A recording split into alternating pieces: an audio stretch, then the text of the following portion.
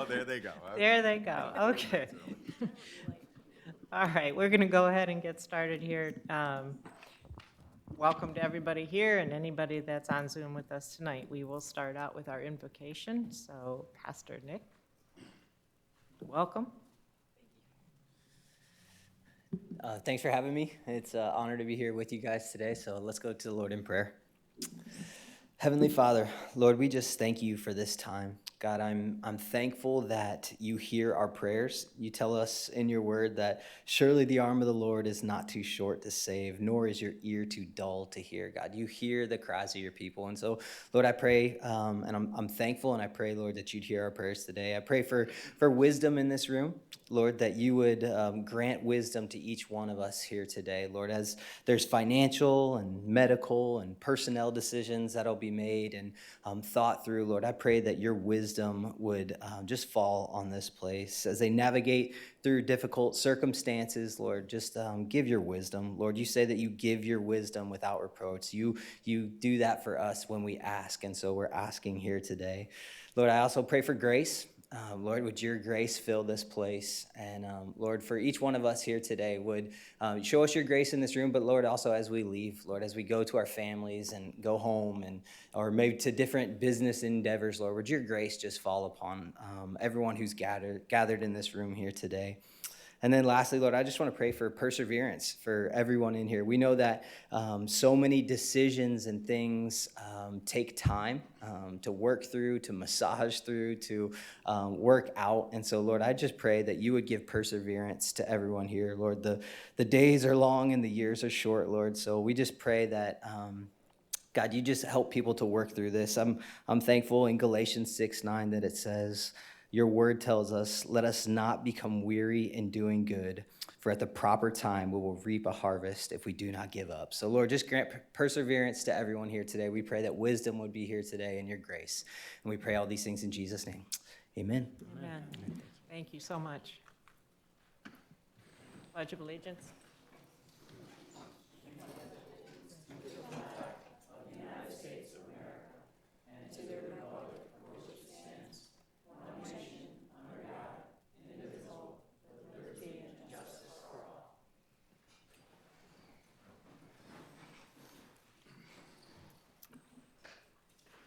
And I hear a motion to approve the chairman's meeting minutes dated March 20th, the regular monthly meeting minutes dated March 21st, and an April disbursement of, $1,468,744.16.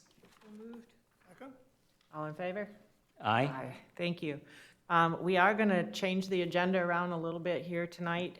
We have Paul on, He's not, so. he's not on Zoom? No, but I mean, we can go ahead and change it. Okay, well, we will go ahead anyways. He asked to change it, but we'll Yeah, go he ahead. did. So we're going to move the new business up for whole family health funding request. So Marie, you want to come up?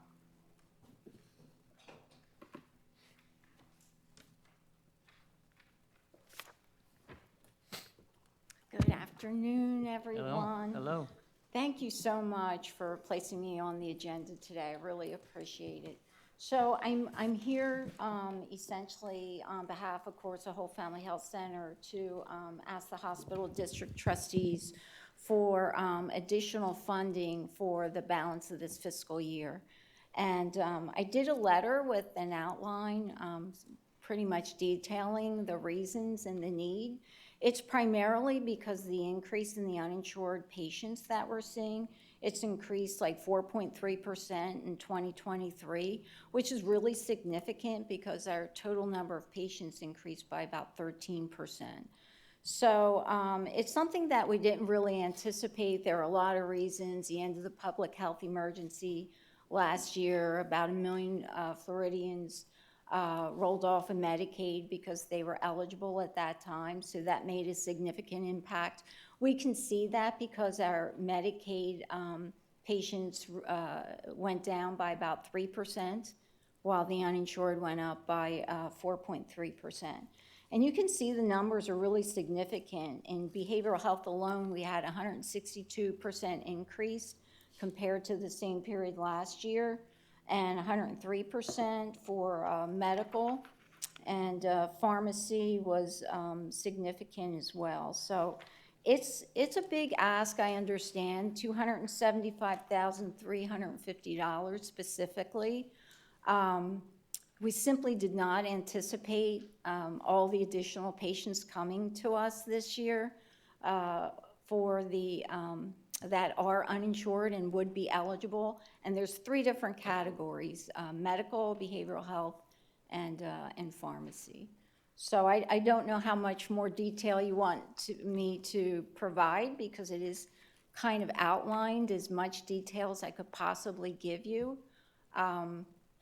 And I'm happy to answer any questions, but Well, these would all be what I would call fee-for-service patients, right? These- So they come in and you see the invoices and all that. And you're Absolutely. seeing that that's coming. Yeah, I mean, she's gone through her funding. I mean, yeah. right, so we anticipate running out of funding without the additional funding. We anticipate in like April, May, depending upon which category, but like really, really soon. I just want to say also that Marie's data is, I mean, the ask is tied to data. So this is what she's seeing in her volumes, and it's consistent with her data. For all the reasons she said, it's just important that we consider this. Marie, question. Toward the end of your request, it talks about the federal grant funding that you received, and that ran out June 2023.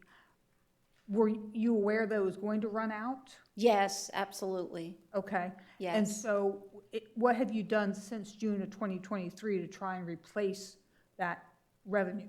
Yes.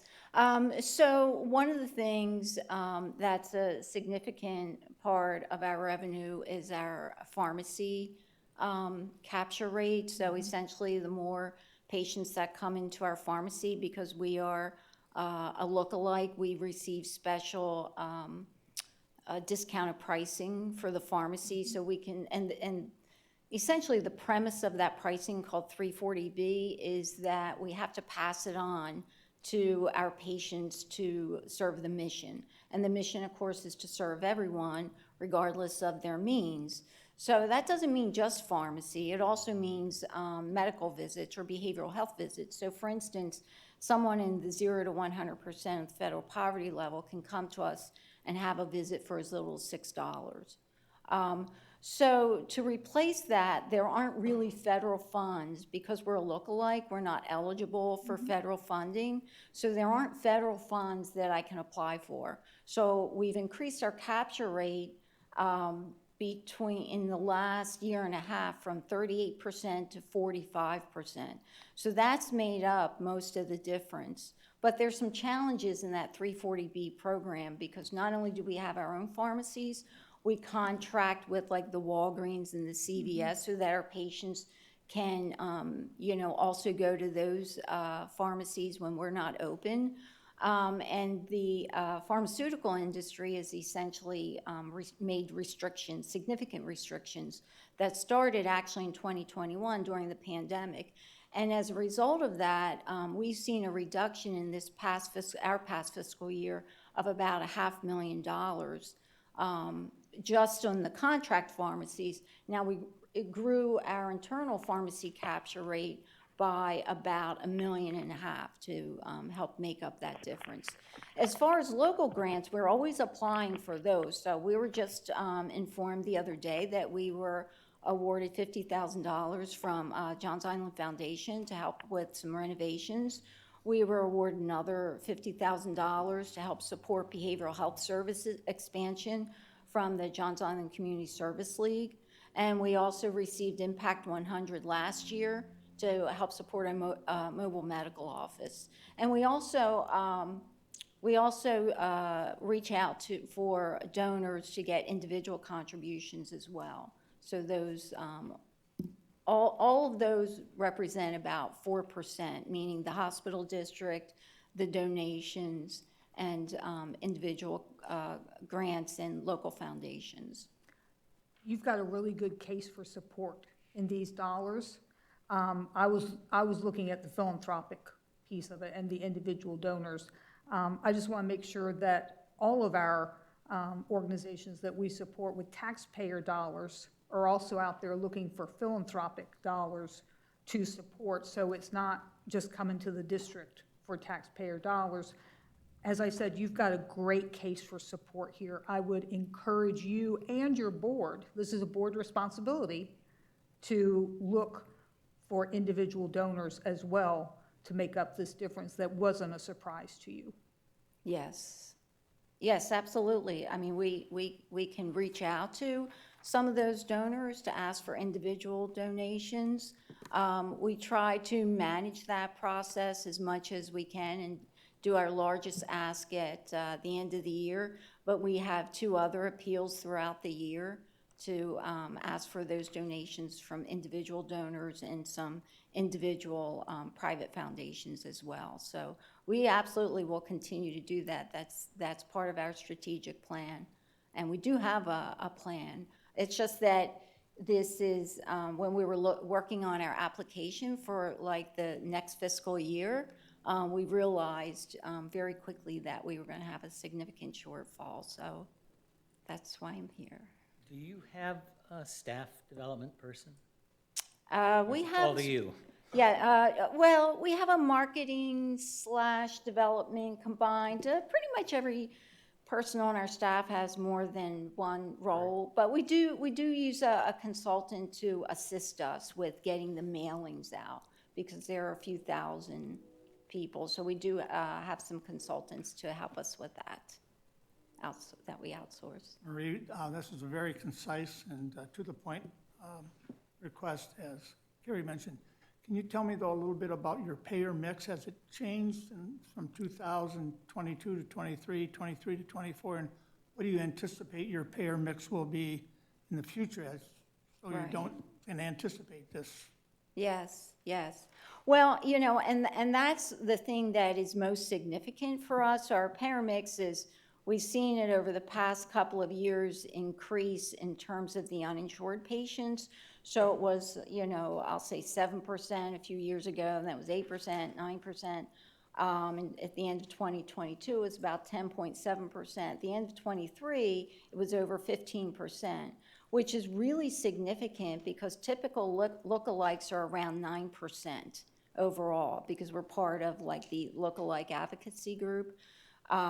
Now, in terms of the other payers, like Medicare is about 20%, which is higher than a number of lookalikes. We try to manage the payer mix so that we can help ourselves because, of course, we received enhanced, as a lookalike, we receive enhanced reimbursement for Medicare as well as for Medicaid. So in recent years, we've also recruited more pediatricians so that we could attract the children of the parents that we see, but also that would help our Medicaid reimbursement as well. So we look at it as a win-win, that we're helping people in Medicare in the community, we're helping people in Medicaid, and of course it helps us in terms of our revenue. So as far as commercial insurance and Medicaid, those are about 33% each. Thank you. And that's what you anticipate moving forward to take that same model, or?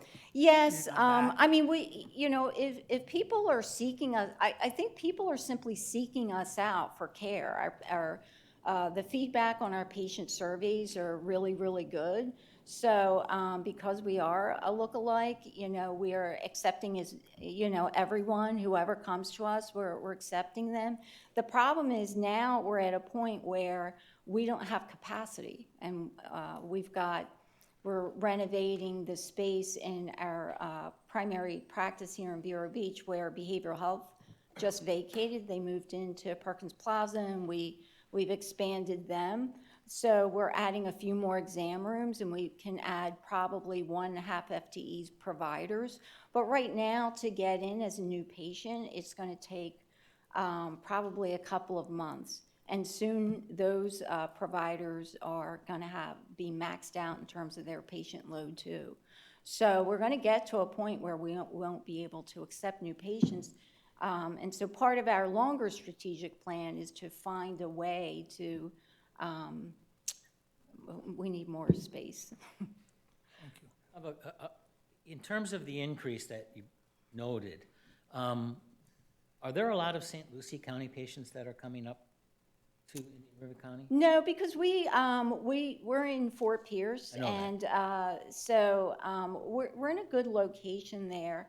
We're probably 11, 12 miles from the Indian River, South Indian River County. So there are a few that would go there because it might be convenient, but by and large, the Indian River County patients are coming right here to Vero Beach. And internally, I should know this, I mean, in terms of reimbursement fee for service, they need to be in Indian River County. Right. Right. Absolutely. I knew that, but I wanted to We verify. verify each invoice, Kayla does that. And I agree, I think there's a solid case being made. I have a question about something you said earlier, I just want to make sure I understand it. That you focused on your capture rate, and got it up to 42 or 5%. Explain capture rate to me. Yeah, so it essentially means our patient, so they have to be patients of ours, although we do have a retail pharmacy as well, which means that they can come to us and purchase medications, prescriptions, non-340B, but that may be 1%, of the individuals. So capture rate is the patients that we serve are using our internal pharmacies. We have a pharmacy in Fort Pierce, we have a pharmacy in Vero Beach. So that would be our capture rate. Now, there's an external capture rate, which is good, as well because of the contracted pharmacies. So we receive benefit from that, not as much as if they come to us. And because of these restrictions by the pharmaceutical manufacturers that have been taking place for the past 3 years, it's really putting a squeeze on us. So we have been focusing big time on trying to get our patients to use our pharmacy. We're open on Saturdays now. We do deliveries. We do mail order. We've added pharmacists. We have a clinical pharmacist who's also a diabetic educator and can do medication reconciliation for our patients. So that's internal capture. The only other thing I was going to add is really just for the trustees, if you looked through the year-to-date expenses against budget, I was going to point it out later, but I'll point it out now because it's relevant. More than anybody else, I mean, most are only a little bit over. If you look at whole family, it's clear based on the 6-month reimbursement to you based on, all the documentation provide. Behavioral health, almost at 91.5%. Medical services is at 83%, and medication assistance is at 60.5%. So I mean, they're running hot, and I was going to point that out, but it's relevant to the reality of what we're seeing in terms of what's been provided up to this point, 6 months worth. Yes. So do I hear a motion to support that? Hear a second? Second. And all in favor? Michael? Aye. And Paul is on. Oh, Paul is on? I believe. he may have yeah. wanted to. So Mary Beth, according to your clock, I was about 9 minutes late. I had a connectivity problem. For the rest of us, I was 8 minutes late. So, but I did hear most of the presentation. I appreciate the accommodation, and I'm a yes. Okay, thank you. Yes. Yes, Gary? Yes? And I'll say yes. So, thank you.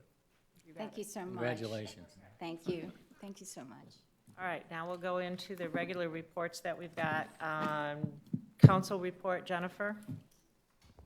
Okay, thank you all. It's been another busy month. Of course, we respond to your questions as you have them for us as your council. I also continue to review all of the deadlines in our documents between the district and the Cleveland Clinic.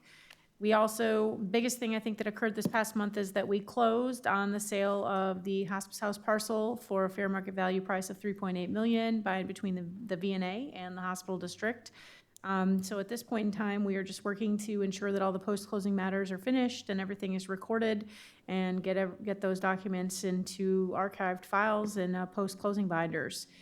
So that's a big transaction that we worked on for a very long time, and everyone involved should be congratulated for their efforts, including those with the VNA. The Florida Association of Special Districts has created a 4-hour ethics training course, I believe, as you are all aware, for compliance with the new state ethics training requirements, and the training has got to be completed by each trustee by the end of the year, and I know Kate's going to be in touch with you guys to coordinate that. Another thing we've really been working on quite a bit this month, under the leadership of trustee Karen Deagle, the district is looking to establish a potential purchase of property to house a potential detox and a women's sober living facility for the community. In working with trustee Deagle, myself, our executive director Frank Isley, we have had a little committee working rather hard on this matter. We've met with people at the city, people at the county, to discuss zoning matters and how those properties that are being considered may or may not work for what our objectives are. So we're working at this time to bring forth a recommendation to the board on this matter so that we can move forward and potentially enter into a purchase and sales agreement for one of the subject properties. We're still working on negotiations regarding the Human Services Building and considering options we have with regard to leasing that. So also still kind of working with Cleveland Clinic on potential uses of the 82nd Street parcel. And of course, you did adopt last month the new bylaws, so those are now in effect. Any other questions I can answer on any of these items? All right. Okay, Thank you hearing very none. much. We'll move on. Michael, the financial statement review, please. Okay. At the halfway point into the fiscal year, I'm very pleased to report that the hospital district's financial condition continues to be very sound. If you would turn to the last page of the financial report section in your packet, you'll see the investment and cash report, which Frank pulls together. You'll see in the top section, it shows that at the end of March, the district has received 89% of our budgeted tax revenue. Just as a point of comparison, that's 3% behind the tax revenue receipts that we'd received at this point last year, but clearly it's not an issue. Section 1 gives you a look at our U.S. Treasury bills, which are laddered to mature monthly through October of this calendar year. Section 2 shows that we have just over $5 million in the Florida Fixed Income Trust, and it's also noted there that it's currently earning 5.27% interest. We're very fortunate with the interest rates right now. And Section 3 shows the status of our local operating accounts, which we're holding $871,491 at the end of last month. Again, my thanks to Frank for continuing to compile that, which you'll see on a monthly basis. I'd now like you to go back 3 pages behind that report to see the year-to-date expenses versus the approved budget report. You may remember last month I included data for 2 months side by side. We talked about that, but this is the format I'll use as we go forward, where you're only seeing a fiscal analysis for the current, most recent, that is, monthly financials. That first page of this 3-page report starts with our program expenses. And at the midway point, 6 months in the fiscal year, you'd expect expenditures to be around 50%. As you scan through 2.5 pages of all the programs, you'll see that there are some behind a bit, there are some that are ahead a bit, and many are spot on. You'll note that the 2 loaned income payment components are still $0 and 0% because we haven't been billed yet for that through TCCH and Whole Family Health. And you'll also see about 10 or so programs highlighted in yellow. I did that really for me and forgot to take it off. The reality is those were programs that did not invoice us for payments for the month of March. So many of them are at 50% or a little behind. That would explain why they're maybe lagging a bit. However, relative to program budget for funding, with the exception of Whole Family Health, which I spoke to, I don't believe we have any issues that we really need to be concerned with. The last half of page 3 of that report deals our administrative expenses. Very much, again, we're tracking high. We talked a little bit about this last month. I don't want to go back through it. I'll answer questions if you have, but we're where we need to be. And the bottom line for year-to-date expenses versus budget is that total program expenses are at 44.8%. Total admin expenses are at 65.8% of budget. And combined, those expenses are at 46.2% of the budget. Now, as hard as it is to admit, I wrote this, I made a mistake on the very last line of this report, which is supposed to show the comparable data from last fiscal year. That data is actually from last fiscal year, but the totals shown are at the 5-month totals, basically the same numbers you saw on last month's report. The actual numbers for 6 months of last year's budget at 6 months was $6,415,720, and that tallied to 45.3%. So you see us at 46.2 this year, 45.3. That concludes my report, Madam Chair. I'd be happy to answer any questions the trustees might have. And should my ineptness in my report preparation be a problem to the trustees, I fully understand and am fully prepared to pass the treasurer's responsibilities to someone else. Well, I know that we've had issues at the Gifford Health Center this year, which Yeah. is why that is. Yes, that was is one so we also high. had. Do we project that the next 6 months are? No, I mean, excuse me, several of the investments that we did in the Gifford Health Center were one-time things. They're not expected to continue or be year over year. So is there any of the other administrative fees that you're concerned about? Because a number of them are. No, no, so obviously, as Ms. Peschke stated, we've done much more legal work than we typically do in a given year with all things considered. Education and administrative expenses, I explained that. A lot of that is 2 courses that I took, but I also want to make sure we invest in the staff for continuing education. The Gifford Health Center is in there as one thing, but there's nothing that's unusual beyond that. 113% on insurance. We had The insurance was, I mean, mentioned that last we talked time. about some of this Yeah. last time, and I shouldn't assume that you remember it all. I could have covered some of that, but, These are higher percentage than 50%, but the numbers are small. and I anticipate we're going to be in pretty solid shape. Good, okay. Good. Any other questions for Michael? All right, hearing none, we'll move on to the Executive Director report. Frank? Thank you, Madam Chair. I've got 3 updates, and then I have 3 new items that I'm going to talk through. First, I just wanted to, this is a follow-up item. Last time we met, Trustee Westcott had asked to reach out to a couple consultants. We were talking about the use of the Human Services building and just exploring some options on that. I reached out to both of them. I did have a conversation, however, with one of them, Tracy Johnson, who provided her insights to us. And she had some thoughts that weren't really new beyond what we have discussed at our meetings. But one of the points that she made, and I think it's a good point, is just make sure that, whatever use we move forward with is in consideration of what our strategic plan objectives are. And I told her we have a strategic plan, but we're in the process of updating some of the elements of the strategic plan now. So I just wanted to provide that feedback. The second item is we had, I think it was a couple meetings ago, we had established a 7-month pilot in partnership with United Against Poverty.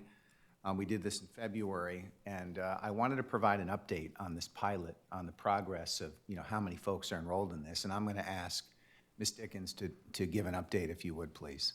Yes, so, You have to get near the, thank you. so for the SNAP program, we've had a lot more last month.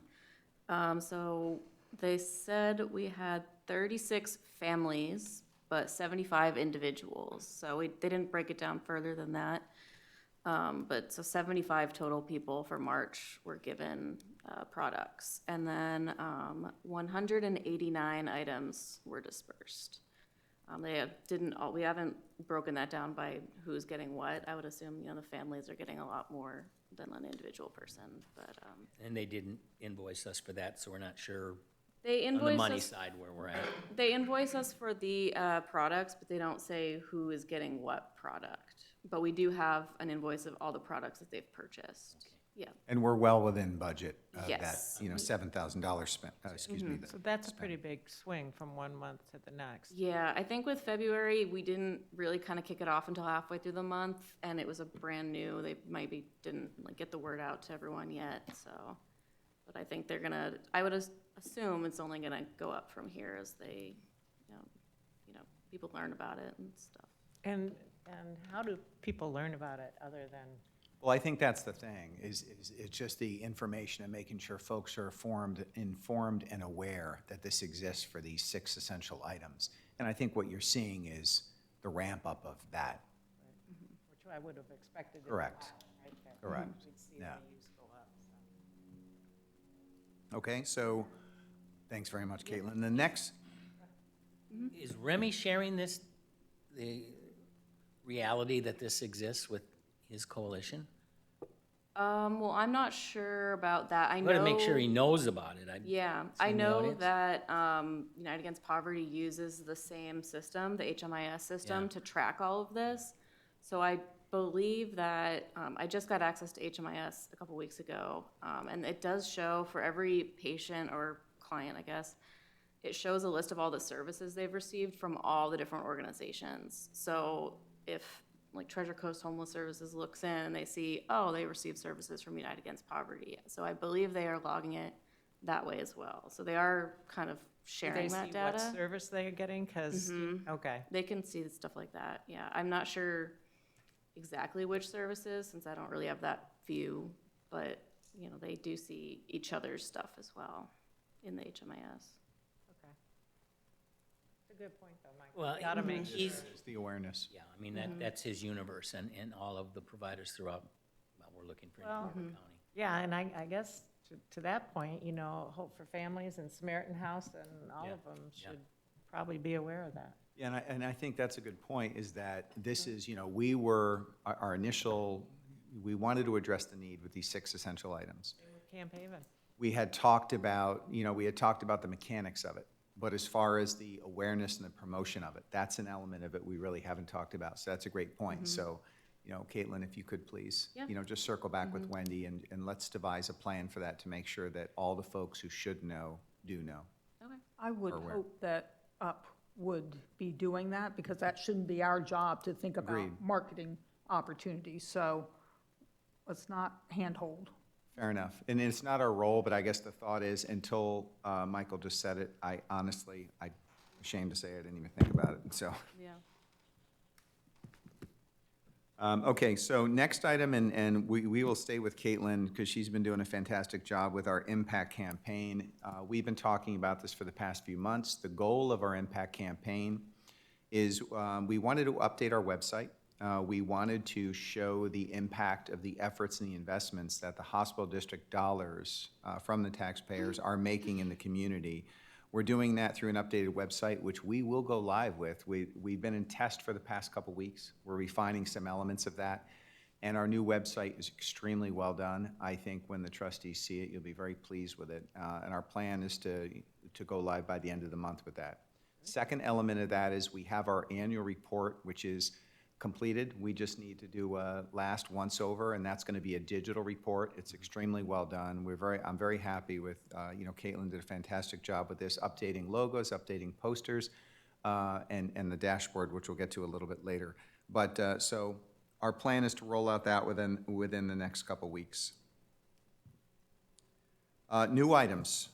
So let's segue. Let's stay with Caitlin onto dashboard. So one of the things that we've been talking about for some time, and I just wanted to speak with this for a couple minutes, if I may, is pulling together all the data, all our local data. So looking at our community health improvement plan, looking at the work that's been done by Indian River Community Foundation, looking at a lot of the local data and pulling together some possible metrics that we would measure that are aligned with the goals that we set in our strategic planning. So I just want to talk for a minute about what those goals are. These were decided in 2022. These are posted publicly on our website.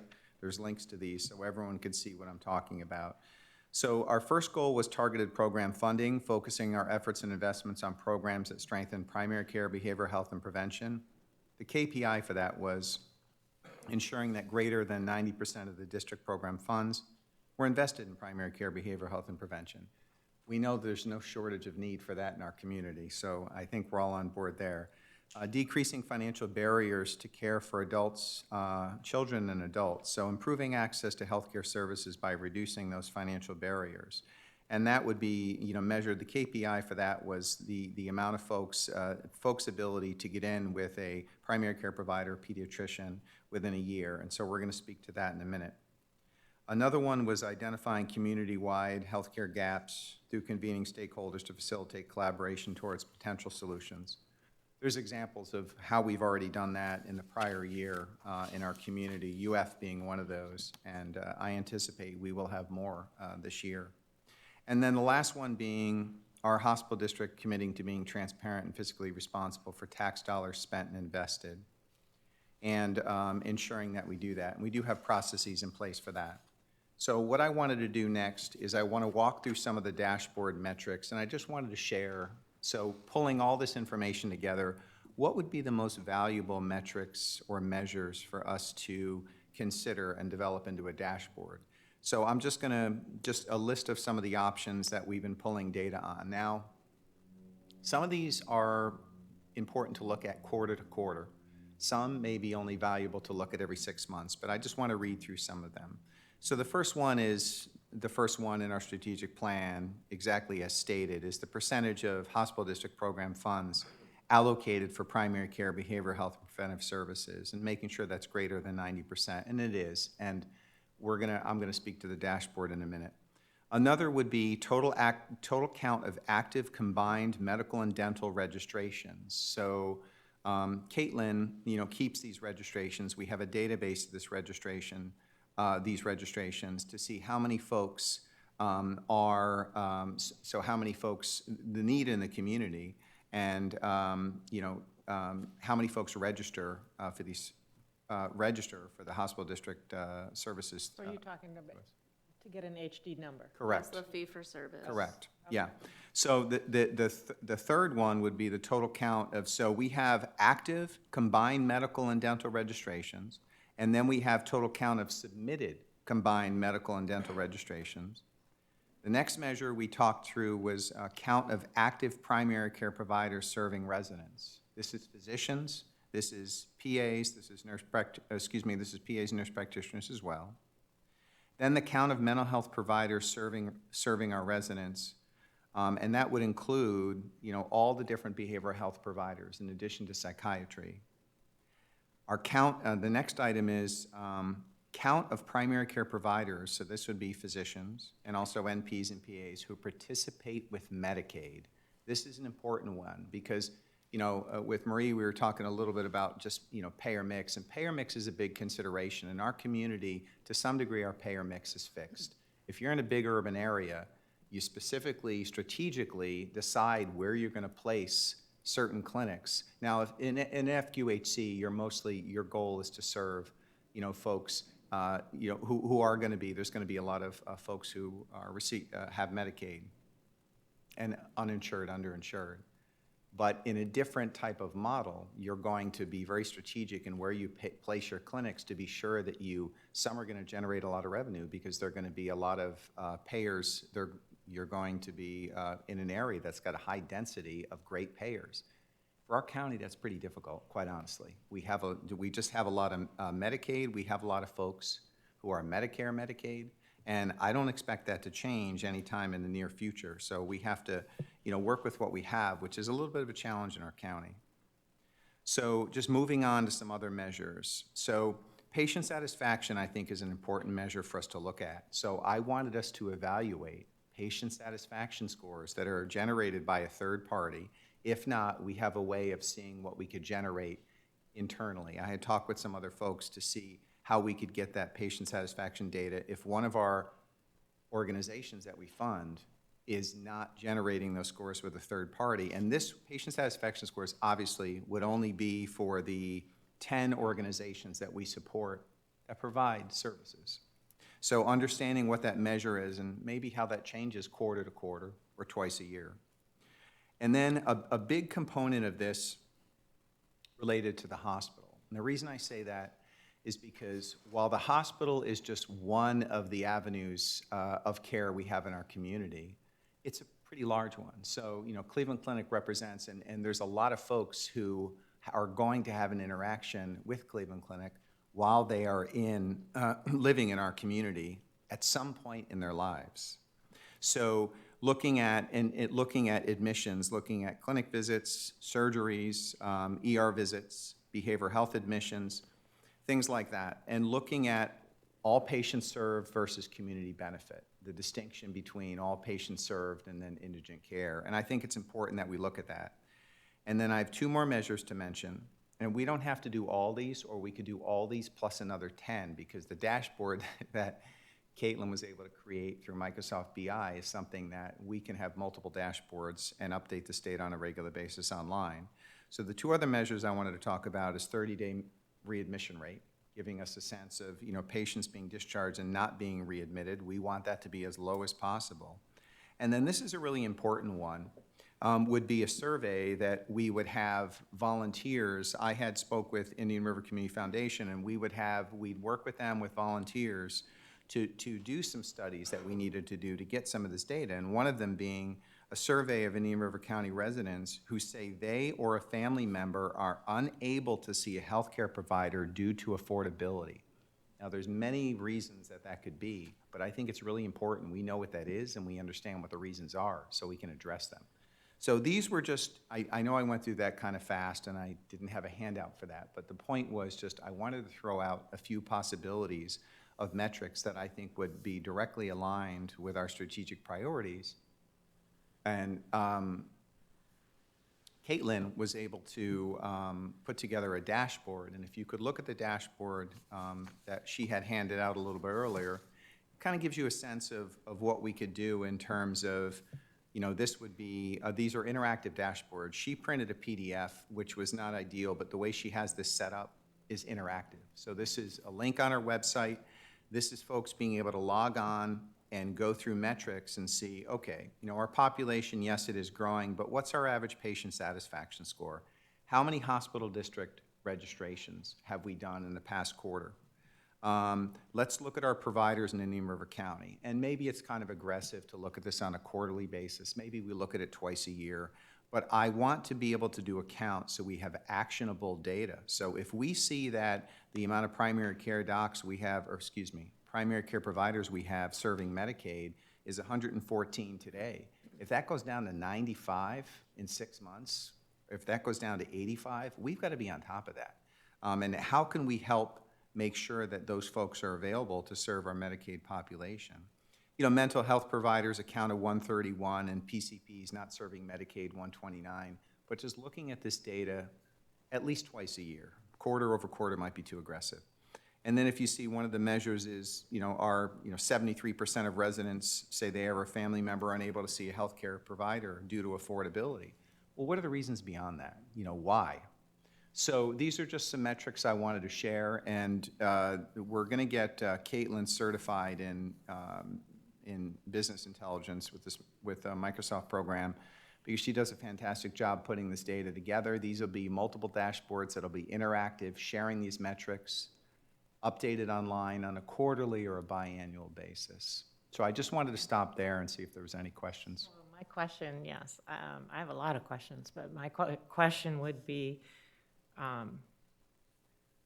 how confident are you that the data is going to be absolutely accurate? Because once you have data that somebody can prove you're wrong, you've lost all credibility, and it doesn't mean anything. So, Yeah, no, Well- I agree. So Well, for at least the portal stuff, like the HD registrations we've been talking about, that's all pulled directly from there, so I'm 100% confident in that.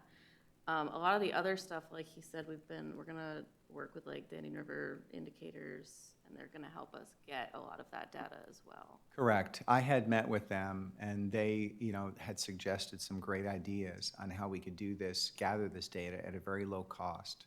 In some cases, using volunteers. We would, obviously have to put, plus or minus the accuracy based on the sample size that, we're doing. We want to make sure, and we'll proceed with this slowly, making sure that perhaps we start with 4 data points we know are accurate.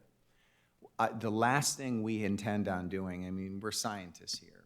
We work, serving the district and the community, but we're not going to present data that does not have substance. That's the worst thing we could possibly do in this position. Well, yeah, I mean, that's my concern, is that the first time somebody can come up and say, that's not true, and let me show you, we've lost credibility there. So Completely understood. So need we're to going to. start slow with things that you absolutely know are correct. Right, correct. So, for example, the hospital data was pulled directly from the hospital's report. We get that all the time. The hospital district enrollment data was pulled exactly from the data that Caitlin has. Right. The survey data, I mean, these data points, when I put together a data sheet for Caitlin to build this off of, I said, I threw in some, dummy data that it's not necessarily exact, but it's ballpark, just because I wanted to show the trustees, this dashboard, just to give you a sense of what the images would look like and the interactive dashboards would look like online. However, we will not, and I think I had stated this a few times in the past, if we have to start off with 3 solid data points that are accurate and reliable quarter after quarter or year after year, that's what we're going to go with. But the last thing I want to do too is present any data that is not going to be in concert with or not what we're actually seeing in the community. I'm not in a provider organization anymore, and I think it's important that before we present any data, we gather data, but we also have a reality check with the providers who are seeing these data in real time, and that's what they're seeing, out in the community. I realize this is a test that you've shown us here. I am concerned that if we have Cleveland Clinic on our dashboard, we are simply perpetuating the myth that we have any control over Cleveland Clinic. That's, when I see this and half of the data is from Cleveland Clinic, the optics of that, I think, is dangerous. I agree with you. Let me explain. So this. No, I Because why Cleveland don't Clinic? know that there's any explanation. I'm just sharing with you Fair enough. what my concern is. I think it is inappropriate for it to be on our dashboard. I think what is on a dashboard for the trustees, because at the end of the day, this is a tool trustees are using to determine whether our strategic vision, if we're moving the needle, that's what the data on this dashboard needs to be about. And we don't have a strategic priority related to Cleveland Clinic. Well, but let me just please explain, if I may, is that this was laid out to be one of several pages. By no means the goal is to highlight Cleveland. However, what's very important is to look at ED utilization, and I also want to, because of the questions going on with Stewart Healthcare System and Sebastian River Medical Center when it comes to surgeries and other things, I want to monitor. I think it's helpful to know if Cleveland's surgical case numbers start going through the roof, or their ER numbers start going through the roof, or they go down, to what degree does that indicate that, number one, there's an issue, in the northern part of our county with that hospital, or B, if the ER numbers are going way down, perhaps we're doing a great job with primary care and folks using the ER only for high acuity issues and not for primary care issues. So that's the reason I specifically put that in there. So I don't see anything about the ER on here. Am I missing that? ER visits. ER visits, Only one okay, thing one that little says thing ER. on it, okay. That's okay. I know it's not clear on the dashboard. Again, the purpose of this was. But I have really the just- same concern Yeah. that Carrie would Thank have. you. I mean, it Completely understood. perpetuates, again, that we have some responsibility there, and No, Yeah. we don't. uncomfortable. Can I speak? Yes? Am I allowed on? You're allowed, yes. We can hear you, Okay, I Paul. just wasn't sure last. Yeah, I just want to make sure. I disagree, as you all, and I seem to be maybe the only voice in this arena, but I think we do carry a statutory responsibility for the hospital, and I think it's completely appropriate for us to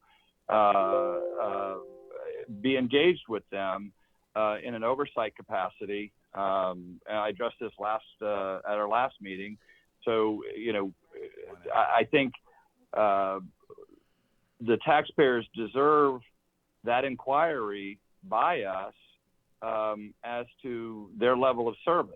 And, the district is the one that gave them the lease, and it does not abrogate our statutory responsibilities that exist where that hospital fits into our mission. And until the hospital is no longer statutorily part of our mission, I think we owe it to the taxpayers to do exactly what Frank is suggesting. And if there are irregularities in the data, so be it. We'll cross that bridge when we get to it. But I think it's certainly worth asking and exploring, and having some degree of accountability on that. So I prepared a memorandum for the last meeting. I haven't heard any contradictions of that. I know that we're going to try and get together at some point to explore this, but I think this is a tool that is going to be very useful in our ability to serve the taxpayers and exercise oversight, and perhaps improve the patient satisfaction. Let me just be crystal clear, if I may. The only point of this is to provide directional information so we understand the impact of how healthcare services are being accessed, how they're being affordable, what our capacity is, and the impact we're making in the community. I have no intention on putting, all the different organizations there. We do plan on having a dashboard that has multiple pages eventually. But the only reason Cleveland is there, because my thought would be with ER visits, it would be helpful to look at some of the data, and this is publicly available, this data, is to look at our impact on the community through FQHCs, clinics, and other things, and those should help alter the numbers at Cleveland. If their ER visits are going down for things that could be handled by primary care, that's a win. That's one thing we should be focused on. That's one of the reasons we're investing money in a lot of the organizations who can expand primary care to keep those patients out of the ER. And that's one of the points that I'm trying to make with this dashboard. It's not for monitoring purposes. It's giving us directional information so we're able to look at what the needs of the community are. Well, I think there's a lot more discussion that needs to happen with the trustees, and I think we should do that at a chairman's meeting in the future, so we understand it. It's a pretty picture. Okay, so moving on to my next, any questions, any additional questions? So moving on, one of the additional things I'd like to do, and this is a new item, is we're going to arrange these after we get done with our current funding session, would be community listening sessions. What I'd like us to do is I'd like us to go to different parts of the county. So everything from West Vero to Fellsmere to Sebastian, Wabasso, Gifford, Vero, Oslo, and sit with the community and ask the question about what's your view of how healthcare delivery looks today? What are some of the things that you'd like to see in our healthcare system in Indian River County in the future? So those are the questions I'd like to have answered, and I'd like to get some feedback from the community on that. We can look at the data and we could plan for the future. But to me, the perception of the community members is important, and I'd like to gather some feedback and report back to the trustees on that. I'd also like to take a trustee with me. So I think it would be helpful to rotate through the trustees and have you join me for those sessions so we can answer those questions. The point is not to speak to, here's the hospital district and here's what we do. Obviously, there'd have to be a little bit of that to give the conversation some context. But the point of this would be to have an understanding of what hear from the community on their current needs as far as Maybe it's mobile, maybe it's infrastructure related to IT and telehealth, maybe it's infrastructure related to bricks and mortar healthcare facilities that they'd like to see and have access to. So that's the point of that, and I think it would be helpful to understand the perception of the public. And the last item I just wanted to mention, Would you like some feedback on that? please. Okay. I think this is a great idea. I would love to see a fleshed out plan because I think getting people to come to a listening session is going to be challenging. So I'd love to see what your plan is, who your partners are going to be in those areas. And I would very much like to be a part of at least one of those sessions because I do think that trustees should be with you there for that. Thank you, Carrie. Appreciate that. If you feed them? Exactly. That was my thought. Provide some food. Yeah. But it can't be us going to Fellsmere.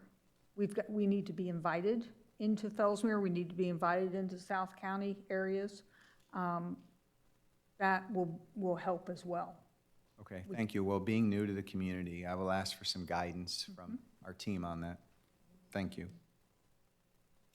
And then the last item I wanted to mention is a standing meeting. Given some of the leadership changes at Cleveland, I wanted to, and questions that I've had here and there about just operational changes and that sort of thing at Cleveland. What I'd like to do is have a regular meeting with them on a monthly basis that precedes our trustee meeting. So any questions could come through me. I could sit with the team at Cleveland, have those questions answered, and just have a better understanding of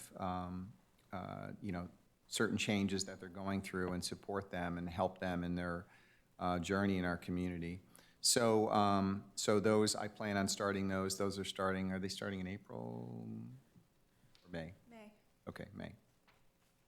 I think that'll be a real great avenue to share information, learn information about changes at the hospital, and provide feedback from the community. That's all I have. Thank you.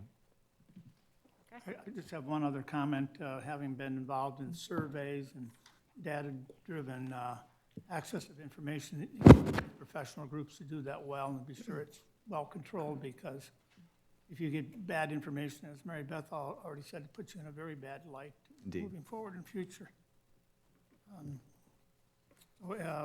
In that regard, I think you're heading in the right direction, but we've got to be slow and careful as we proceed in it. We will indeed. Thank you, Dr. Coney. Okay. Any other comments for Frank? All right, we'll move into our funded agencies. We've got Camp Haven. Put my glasses on so I can see. Good afternoon. Good afternoon. Good afternoon. Our funding is for drug testing, and our drug testing, when we bring somebody in that's in recovery, we are testing those guys every week, every single week. If somebody's not in recovery, they're getting at least one random test a month. We carry that out for the first 90 to 120 days, depending upon the case. And drug testing has been a very, very useful tool for us. What I was surprised, I think everybody got the numbers that we've done. You know, we're falling a little bit short on residents who are leaving with finding permanent community housing. But 4 of the residents that left in the past 6 months that failed drug test, every one of them just left somewhere on the street. We tried, and I think with all those guys, that was a second chance for those guys. What we try to do is if one of the residents fails an initial drug test, we will start testing them weekly, and we put them under what we call an IPP, an individual performance program, which involves mandatory AA meetings, and we also work very closely with Substance Awareness Council. They've got the expertise to do that, so I do duplicative services. So we send those guys in for intensive outpatient treatment. And guys given a second chance, I was absolutely amazed when we looked at the data. 67% of those guys are succeeding or have succeeded. 67%. That's good. That's a high number for that. And we do that with the SAC and with wraparound services with our psychiatrist, Shotzi, and our case manager, it gets really, really intensive. But, you know, that's 4 lives that we've saved. And we're keeping these guys out of the legal system and out of the ER. And one of the questions, and I think I answered the same way last year, what is the greatest need you see in the community? It continues to be availability of detox. And I don't mean just a 3-day detox, a little bit longer term, because right now, actually on a drug test, we had a guy fail. And thanks to the Substance Awareness Center, he failed. We caught he was using kratom. I don't know if anybody's familiar with kratom. It's a herbal plant. I think it's Asian in nature that you can buy at a gas station. You can buy it at a gas station. And guys, especially guys that are opioid addicts or in recovery, will take that to get that high. Well, we caught that. This guy is on our campus right now going through withdrawal. And I'll tell you, it's pretty nasty. And it changes their behavior. I don't care what anybody says. You can read stuff on the internet where it's a valid opioid addiction treatment. It's not. It is absolutely not. So, if you have any questions, I'd be most happy to answer those. I thought I saw it in here before, and I'm not seeing it now. What's the average stay when you get somebody in? Average successful stay is going to be 10 months. Okay. Under that, probably not so successful. Also, what we're seeing now, I'm sure every other homeless service provider sees it, we've got guys are ready to move on.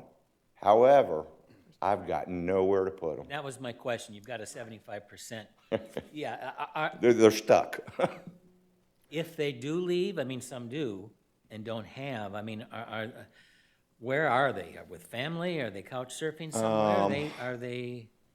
The ones that we can verify they found low rent apartments. Okay. We just had one guy that was there 3 years, and he was able to find a place finally.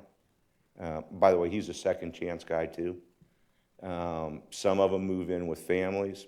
Some leave the state, which is a shame because sooner or later this marketplace are going to need sober laborers to support us. I mean, where are you going to get your air conditioning guy? Where are you going to get the guy that's going to build your patio? All those good things. So it's tough. Chuck, what can we do for you? I remember visiting with you at Camp Haven, and I recall you lost a personnel, either a case manager or someone in substance abuse because of funding decrease. Yeah, I've submitted that as a new grant request. It's our case management and our psychologist. Previously, we were receiving funding from Treasure Coast Homeless Council. That was pulled. Their model's different than ours. They're into rapid housing. We're a transitional program. And people can argue all day long about pros and cons of that, but that's the reason they pulled it. And if I could, I'd just like to make one comment, because I heard it on the news this morning. The Pitt study came out, and I think that's all public now.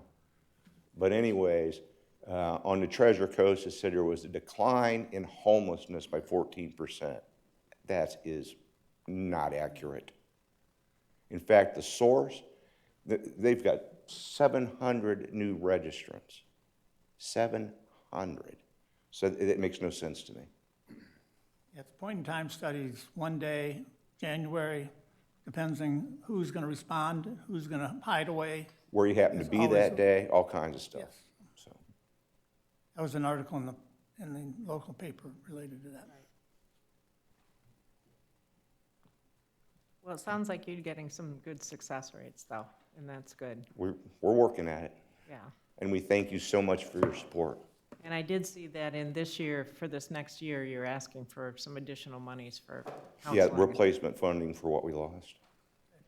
All right, Because without those two components, the program falls apart. all right. I gotta believe that. Do you still have somebody through the end of this year? Yes. Okay, all right. Chuck, who's standing next to you? Oh, I'm so sorry. This is Jeremy Gable. He's the Assistant Executive Director. And Jeremy actually came to us, let me just back up. Jeremy started with the SOARS and has been at Camp Haven since day one. Yeah. So he has a lot of historical agency knowledge and, Yeah. what, 15, 20 years Yeah, experience with I've worked homeless with people? Louise Hubbard for many years too, at the council. We helped start, well, she called me up to resurrect Adams Place that closed down a few years ago. So now today you'll know it's St. Lucie Housing Hub. And then there's a transition now, Remy Knuckles there. So yeah, we learned a lot. One thing is that Camp Haven, due to the change too, we're no longer taking dual diagnosis individuals that are extreme bipolar, schizoaffective. And with that, our numbers, our data changed to more that we're accepting addiction related. And because of that, our numbers increased. The need for funding is through the roof now, more than ever. And the accessibility of the drugs is more and more available, and it's cheap on the streets. So, If I could add one other need this community needs, and we see it every day, is mental health housing. Because we're not it. We definitely don't have the staffing to be able to handle that. so we don't have one success story. I did see in your write-up here, though, that you're looking at a phase 3, which would be what I would call other transitional housing, the Well- guys that are ready that can't find a place? Yes, we have funds set aside for that. Our fundraising effort in that regard has been quite productive. We have over, I believe, $500,000 for that. However, with that said, we're gonna kind of keep our powder dry until we see what's gonna happen with this Aviation US 1 project. Okay. Because the plan they gonna have, ask. Alternative 1, goes right through the first 80 feet of Camp Haven. So, Yeah, that's what I was gonna ask about, if you had the land, the ability to be able to do that, but. Isn't something cleared right next to you? I thought when I drove yeah, by. Mike's furniture, Yeah, just Yeah. recently. Yep. yeah, Wow, okay. so, Any other questions? Thank you. Appreciate you coming in. thank you. New Horizons. Welcome back. Good afternoon. Thank you for the opportunity to present. I have Dr. Acosta here with me. Over the last 6 months, we've served 1,200 residents at our agency. We continue to provide services at 2 locations here in Indian River. We provide outpatient mental health services. So that's medical services, case management, therapy, psychosocial rehab. In the past, an issue that we were having was with the eligibility process, but we've improved that. So based on the utilization, we've seen that we're on track to have a smaller lapse than last year. So we have improved that by just more accountability, also just following up with the staff to make sure we're following up on those applications and working closer with your team at the district to get those applications through and submitted. Of those 1,200 residents that were served, most of them were DCF funded and fee-for-service insured clients. So that will be something we'll be taking more of a look at as far as of those DCF funded services, how many of those individuals received the application and what were the barriers to getting those approved and submitted. As far as our challenges right now, it continues to be just labor costs. Labor is about 2/3 of our budget right now as far as our expenses. So we're just trying to balance that challenge but also continuing to be competitive so that way we can have high quality staff. Because our priorities right now, specifically for Indian River, is our mobile response team and being able to attract high-level clinicians who can go out and respond in the community to do risk assessments and determine level of care for individuals, and also do the high-level care coordination to get those individuals in services immediately, because the goal is to avert or reduce crisis, but also address treatment needs as quickly as possible. So that is a program that we're trying to remain competitive in what we can offer, so that way we can recruit the right level of staffing. Also, too, I know there was a mention about detox, but we are expanding our bed capacity for detox. So that is something we're actively doing right now. We are recruiting a new medical staff as well to work in concert with Dr. Acosta. So that way we can revamp the treatment protocols and policies and procedures to provide better care. That'll also kind of correlate with our screening department as far as how we're interfacing with the other hospitals, how we're receiving those referrals, determining the transfer from those hospitals to our detox program. And is that alcohol as well as drugs? Yes, Okay. ma'am. Yes. Okay. So that'll be something we'll be able to offer more to the community. So yeah, also just the labor shortage, and also just working on, I guess, utilizing data, big data, to be able to kind of drive decision-making as far as understanding the program economics for all the different programs we have, and also to the clinical care needs for each of our individuals or our clients that we serve. So that way we can have more accountability on our staff as far as the number of services they're providing and the quality of services that they're providing to each of the clients. It also to help us kind of balance the challenges we have around payer mix as far as dealing with the DCF funding as well as the fee for service and then the county funding, because we have to kind of braid all these fundings together and kind of make sure the agency is whole and operating. So we really need to utilize more data to kind of drill down on that on a monthly and quarterly basis, so that way we can give, I guess, actionable data to our program managers and supervisors, so that way they can disseminate down to their staff. So that's something we're looking into. Can you explain what high-level clinicians are, or who they encompass, and also the partnership you mentioned here, opportunities with Johns Island Community Foundation, your clinical development cohort, and how you're going to try to enact that? Yeah, well, that's specifically focusing on the mobile response team, because we Yes. need licensed clinical social workers and licensed mental health counselors. But individuals with that credential tend to want to do private practice, or they don't want to necessarily go out into the field at all hours of the night. So we have to be more we have to be more competitive to be able to offer higher salaries for that, but also to design the program to where we have like a co-responder, or we have multiple people out at the same time to ensure safety, but also the high level service. Right now we have a pretty good process to where the clinicians are going out, but they also have an on-call supervisor that they're able to staff the calls with as well. So we've seen success with that as well, as far as them having that added support from that other clinician, so that way they can review the case in real time.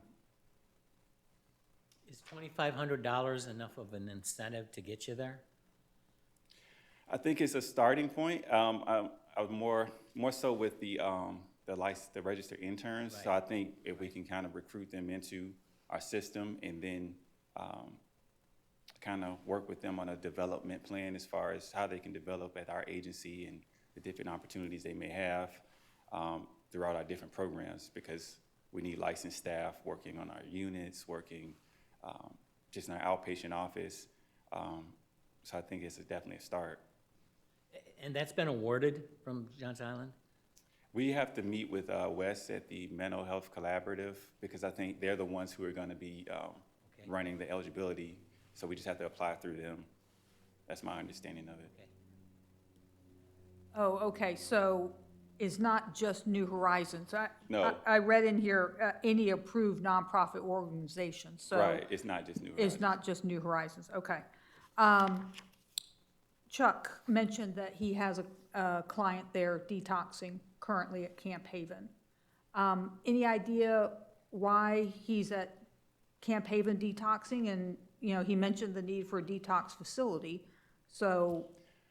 I think it's just communication, so that's why we're revamping a lot of things as far as the staffing, just so we can kind of do that outreach so everyone knows the proper points of contact, the proper channels to refer people, because So you've heard, you know, a real-life example, so is there a thought that I need to reach out to Chuck Bradley at Camp Yes. Haven and have a conversation? yes, Okay. Have you heard of Craven? yes. It's a big thing? I know it's dangerous. That's the only thing I've heard is that it's That's new to very me. dangerous. Actually, I think it was Dr. Creelman was explaining it to me earlier in the week. It's called Kratom. I guess it's a synthetic marijuana that's sold in gas stations. I would think Dr. Acosta could probably Yeah. talk about it. No problem, thank you. So yes, it's very accessible, like he mentioned. It's very unfortunate, yes. It's in any gas station around, and a lot of our patients tend to lean on that when they are trying to get out of the main problem, the opioids. But also they consume that because they try to camouflage what they're using. Not everybody have the right drug testing to detect that, so that's also a big problem, not just, I guess, in his facility, but it's also very common in outpatient hospitalization programs or IOP programs. But it's very important that we continue to educate the community, not because it's accessible like other stuff that we have now to deal with, is healthy or is to serve the purpose that they believe they are using it. They think it's helping them, but at the end it's complicating other issues, and if they have co-occurrence, so then we don't know what is getting worse. Yes, it's the addiction or if the mental condition, but there is no literature to support that is therapeutic, okay? Was William not available to join us today? Yeah, he had to go out of town, so he was unavailable. That's why he attended yesterday. Okay. So, every other agency always says how important you are to the patients and how important it is that you guys stay in business and even grow. But the financial, it's been a real concern in the last year or two about the financial. Do you see that getting better? Do you feel more stable?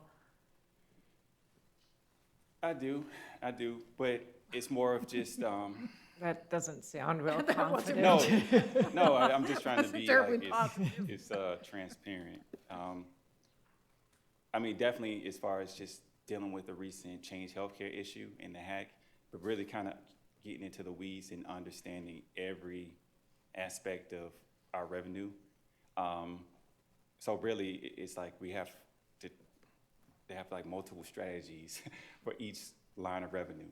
So whether it's our fee-for-service, whether it's our detox, or whether it's the county funding. So it's just a heavy lift, is what I would say, and it's going to take a lot of time and man hours because we have to literally, with our fee-for-service, reevaluate everything as far as how we the agency that we're using to submit our claims. Are we really getting what we're paying for? So we have to literally go through each claim, go through our accounts receivable, and make sure that we're hitting our certain metrics as far as, okay, is this a proper way to do business? So things are getting better, but I'm saying we have to, I guess it's painstaking, I would say. The journey.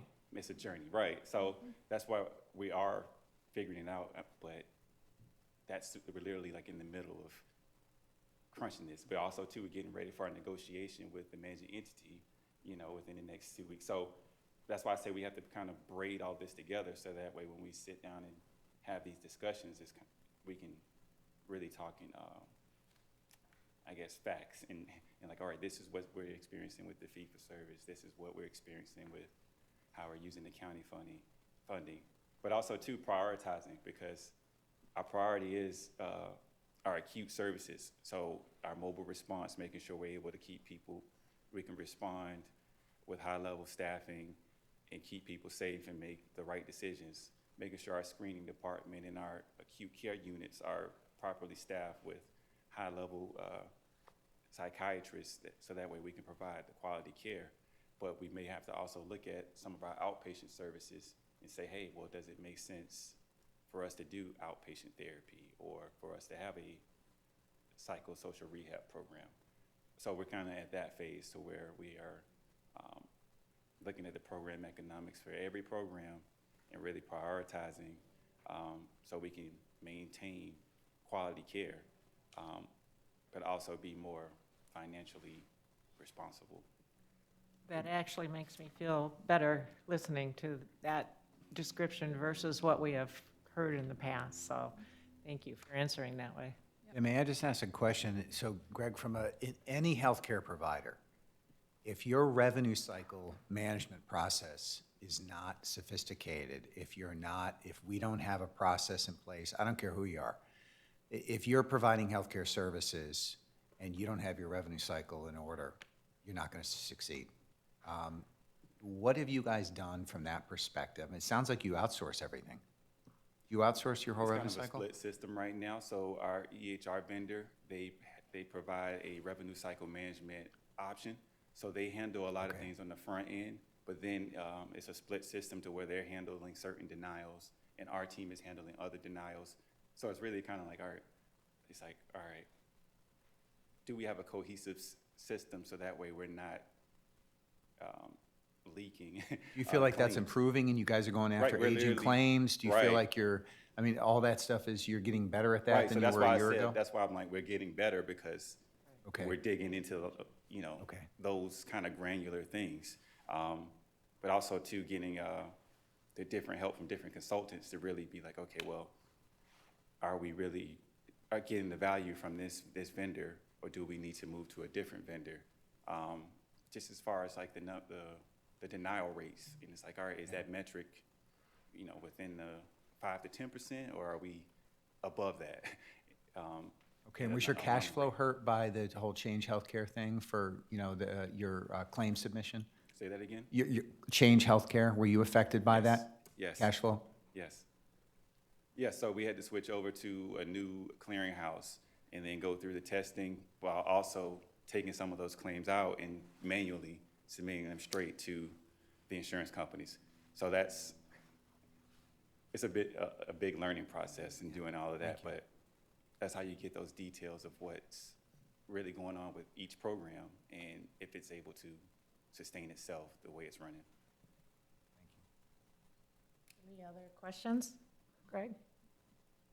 Okay, thank you. Thank you Appreciate both. You both for Thank you. coming. I really do. You have the IOPD programs from Cleveland there. Is there any questions? Because you're here to answer questions if we have any. I had one question. I noted in the financial report that the integration of mental health in the emergency room was only at 1/3. And I saw in the report that they were making progress. Frank, or does anyone know where they are as far as the construction is concerned? Do you know? Might be putting you on the spot, but Yeah, I think you all do right. know. No. I mean, it's very important to get this. Just to understand the question, 1/3 through the behavioral health and ED integration?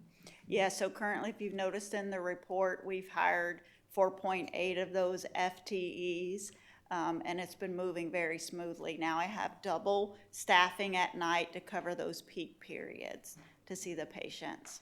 Okay, and how is the facility coming? Oh, it's remarkable. I guess I should have included some pictures for that. So the space is open. So we have 6 recliners in that area. It's all psychiatric safe, minus 2 TVs. We have little cords, right? But it's open, and it's been moving along very, very nicely. Congratulations. So The you are- patients love it. Good. So you, Sometimes the staff don't, that's working in the ED, because they're running around, and then they look in there and it's so peaceful and calm. But the patients love it. Soundproof. good. That's good. We really appreciate that support.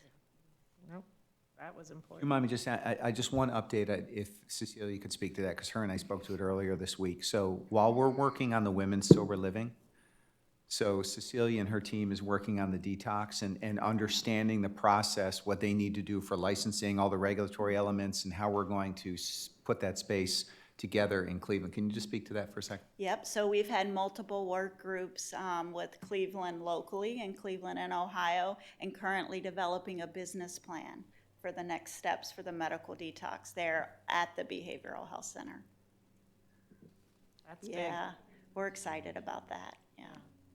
That's a really big decision on their part to take that on, so. Huge decision, Yeah. huge decision. So, that's great. Any other questions for Cecilia? No, I would say, again, we're really interested in the data and it's here. I can't say I enjoyed, but the success stories were, it's touchy-feely. Yes. But I appreciated it. It just reinforces what can happen. Yeah. And were they all success stories? That would be wonderful. I know they're not. I know, yeah, and I think the biggest part is the stuff we didn't think was gonna happen in the emergency room. The crisis specialists have been pulled to help the families process the death of their loved one that might have been traumatic, they didn't understand. So pulling the nurse, the therapist in, and the special room, as well as different medical things happening there in the ED that the staff don't expect to happen. It's very traumatic for them to see, a child being born and then passing away very quickly. We worked for about 3 days with the staff on multiple shifts, helping them process through that trauma. And that's just one incident, As you know, there's many through the emergency rooms. Yeah. Well, good. You have continue to find good people to bring in? That's good. Yes, and our Martin and Tradition facilities are very interested in this model and bringing crisis specialists to their emergency department. So, Very good. yep, That's real good. we started a very good model here. Thank you, Cecilia. All right, thanks, Appreciate it. guys, thank you. Any unfinished business from the trustees? Any other business from the trustees? I'll just jump in. I really said this yesterday, but you either have or will receive from the Finance and Audit Committee the final It was sent out draft. today. Good, It perfect. was sent out today. And you've got a month to review that, so happy reading. Thank you. Any public comment? I don't know if there's anybody online. No? There is, but no. But no. Okay, then we are adjourned. Thank you. Good.